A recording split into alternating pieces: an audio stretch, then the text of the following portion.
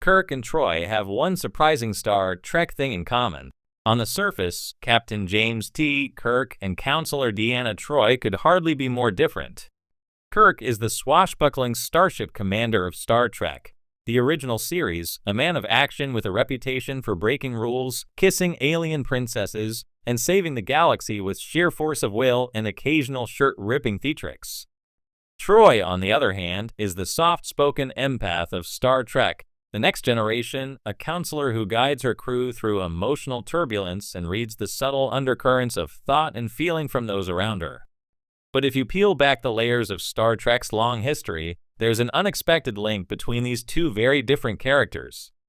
One that's not about rank, romance, or even the ships they served on, but about a unique, sometimes controversial, and very human aspect of their roles in the franchise. It turns out Kirk and Troi share one surprising thing in common. They both represent the intersection of command decision-making and deeply personal emotional intelligence, often in ways that challenged Starfleet's norms. The commander and the counselor, two sides of the same coin. When we first meet Kirk in TOS, he's the poster child for command authority. Starfleet captains are supposed to be decisive, pragmatic, and able to separate emotion from action.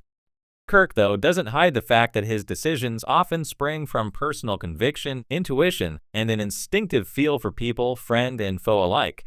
He's willing to bend the prime directive if he feels it will save lives or preserve a moral truth. Deanna Troi, serving over a century later, is not a captain but an advisor to one. Her role as ship's counselor, a position never seen in TOS, gives her a formal platform for advocating empathy and emotional understanding as part of command decision-making. She helps Captain Picard understand the subtext behind alien diplomacy, the emotional state of a distressed crew member, or the moral ramifications of a choice that could save one world but doom another. The common thread? Both Kirk and Troi use emotional awareness as a legitimate, even necessary, leadership tool, something Starfleet historically hasn't emphasized, breaking the mold in their own eras. Kirk's emotional command. Kirk's TOS tenure coincided with a vision of Starfleet as a quasi-military, exploration-focused organization that prized discipline, logic, and procedure. In that context, Kirk was something of a maverick. He trusted his gut, let his compassion guide him, and regularly made decisions that looked reckless on paper but turned out to be exactly right. For example, in The City on the Edge of Forever, Kirk faces an agonizing choice: allow the woman he loves to die in order to preserve history. His command role demands detachment, but Kirk's moral compass demands engagement. The fact that he's deeply affected by his decisions shows the heart at the center of his leadership style. Troi's emotional advisory role. Troi steps into TNG at a time when Starfleet had evolved to place greater emphasis on diplomacy and science over action-oriented problem-solving. Her empathic abilities make her uniquely valuable in first contact scenarios where reading intentions can prevent conflict before it starts. But Troi also has to walk a tightrope. Starfleet's hierarchy is still rooted in structure and logic, and feelings aren't always considered as weighty as facts and data.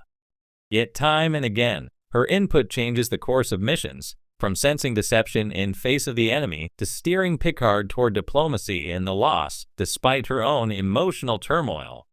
When empathy meets leadership, what really ties Kirk and Troi together is the way they fuse empathy with leadership, albeit from different angles. For Kirk, empathy is a personal compass. He leads from the front, invests emotionally in his crew, and cares deeply about the people he encounters, even when they're enemies. For Troi, empathy is a professional tool wielded with precision to influence command decisions without overstepping her advisory role. Both approaches require courage. In Starfleet, command decisions are supposed to be made in the cold light of logic and regulation. Injecting emotional intelligence into that process isn't just unusual, it's risky. A captain who lets feelings get in the way risks losing credibility. A counselor who pushes too far risks alienating the chain of command. And yet, both Kirk and Troi consistently walk that line, proving that empathy isn't a liability in leadership, it's a strength. The unspoken struggle, being taken seriously, here's where their commonality deepens. Despite their obvious value, both Kirk and Troi face skepticism from those around them, though for different reasons. Kirk is often seen as too impulsive, too willing to play cowboy instead of following the rulebook. Admirals question his judgment. Rivals see him as reckless. And yet, his instincts usually prove correct. Troi faces a subtler skepticism. Some crewmates underestimate her contributions because they see empathy as soft science compared to engineering or tactical strategy. She has to prove repeatedly that reading a room is as vital to mission success as reading a sensor report. In both cases, they must continually validate the importance of emotional awareness in a system that values measurable data over human insight. Growth through the franchise. One of the more fascinating parallels is how both characters evolve to demonstrate the practical, tangible value of emotional intelligence in high-stakes situations. Kirk's later years Star Trek, the motion picture through Star Trek VI, The Undiscovered Country show him grappling with personal loss, prejudice, and changing political landscapes. His capacity for empathy, even toward former enemies like the Klingons, becomes a central part of his arc.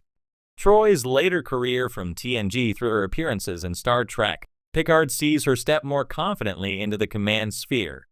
Episodes like Thine Own Self, where she temporarily assumes the bridge, show her balancing empathy with decisive leadership, much like Kirk. Both ultimately prove that compassion and competence are not mutually exclusive, they are, in fact, deeply intertwined. Why this matters in Star Trek's universe? In a franchise that often celebrates the ideal of the rational, detached leader, see Spock, Picard, Sisko in his early seasons, Kirk and Troi's shared trait stands out. They embody an alternative philosophy, that to truly lead, whether from the captain's chair or the counselor's seat, you have to understand people, not just situations. This has ripple effects throughout their respective series. On the Enterprise D, Troi's influence helps Picard navigate first contacts and internal conflicts without resorting to force. On the original Enterprise, Kirk's people-first mindset fosters loyalty and morale that carry the crew through impossible odds. In both cases, their approach changes the tone of their missions and leaves a lasting mark on Starfleet culture, making room for future leaders who blend logic with empathy. The real surprise, they challenge Starfleet from the inside. The reason Kirk and Troi's commonality is surprising isn't just because they're from different centuries and hold different ranks. It's because both of them quietly and successfully challenge Starfleet's ingrained culture from within. Kirk does it with charisma and bold, decisive action, bending rules to serve higher moral goals. Troi does it with gentle persistence, weaving emotional awareness into Starfleet's decision-making process until it becomes indispensable. Needing to